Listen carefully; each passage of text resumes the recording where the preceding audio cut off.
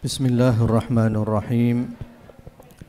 Assalamualaikum warahmatullahi wabarakatuh. Pagi hari ini Allah mudahkan langkah kita untuk menghadiri acara akdun nikah antara saudari Safira dengan saudara Zaki.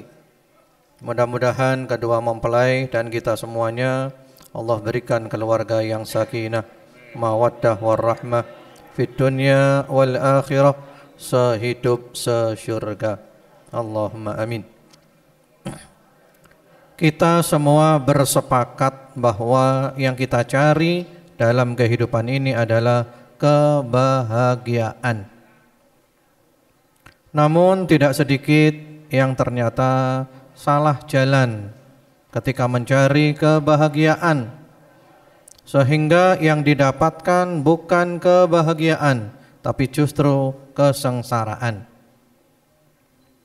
Ada satu kisah nyata dan mudah-mudahan bisa kita ambil pelajaran dari kisah ini. Seorang gadis sematawayang yang bernama Yulia Natasha. Ayahnya seorang presiden direktur bank di Wall Street. Ibunya penari balet yang selalu menjadi primadona dalam setiap penampilannya.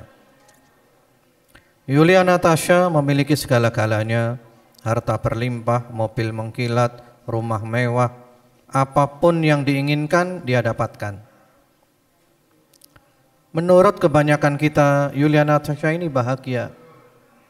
Dia adalah sosok yang bahagia. Karena menurut kebanyakan kita bahagia itu adalah apapun yang diinginkan didapatkan. Apakah Yulia Natasha bahagia? Biasanya kalau pagi dia keluar dari kamarnya menemui ibunya.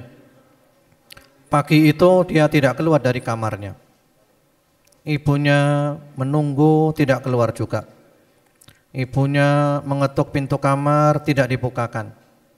Sampai digedor pintu kamar tidak dibukakan. Akhirnya dibuka paksa pintu kamar itu. Dan mereka semua kaget. Yulia Natasha terbujur kaku. Tubuhnya membiru, dia mati bunuh diri. Dia minum obat-obatan, minum minuman overdosis. Dan sebelum dia mati bunuh diri, dia sempat menulis di secari kertas yang diantara isinya adalah "Mama, saya bosan hidup." Nah, pertanyaannya kenapa dia bosan hidup? Mestinya dia orang paling bahagia. Kenapa dia mati bunuh diri? Jawabannya ada di surat Thaha ayat 124. Surat Thaha ayat 124. "Wa man a'rada 'an dzikri fa inna lahu ma'isyatan dhanka." Barang siapa yang berpaling dari Al-Quran, maka baginya kehidupan yang sempit. Jangan bermimpi untuk bahagia kalau kita jauh dari Al-Quran.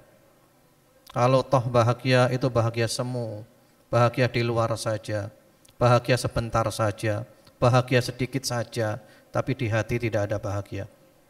Bahagia yang hakiki, saudari Safira dan saudara Zaki dan kita semuanya adalah kalau kita dekat dengan Al-Quran. Jangan pernah jauh dari Al-Quran. Al-Quran itu adalah nikmat dari Allah untuk kita semuanya, ada di hadapan kita. Kita baca Al-Quran, kita pelajari Al-Quran, kita amalkan Al-Quran, pasti hidup kita bahagia, pasti. Dan bahagia yang hakiki sampai ke dalam, bahagia di dunia, bahagia di alam kubur, dan bahagia di akhirat nanti. Al-Quran.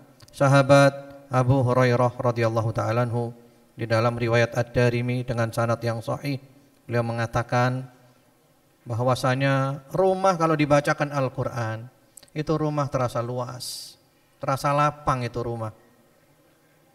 Kemudian juga malaikat turun ke rumah itu penuh dengan berkah, penuh dengan rahmat.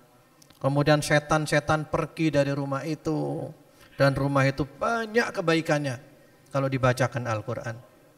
Tapi sebaliknya kalau rumah tidak dibacakan Al-Quran di rumah itu, maka terasa sempit rumah itu.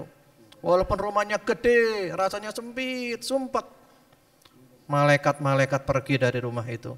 Dan setan-setan datang ke rumah itu. Dan tidak ada kebaikan di rumah itu.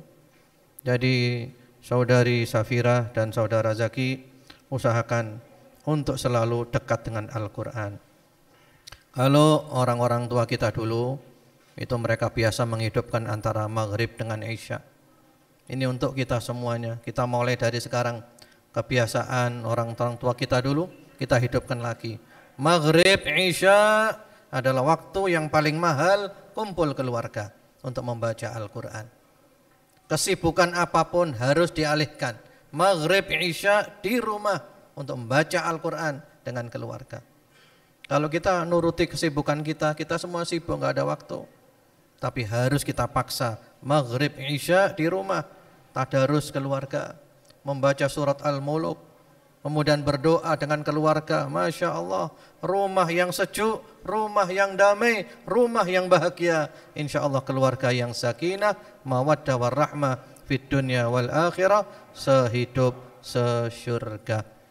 Mungkin inilah khutbah nikah yang singkat, mudah-mudahan bermanfaat. Wa sallallahu wasallam ala sayyidina Muhammadin wa ala alihi walhamdulillahi rabbil alamin. Wassalamualaikum warahmatullahi wabarakatuh.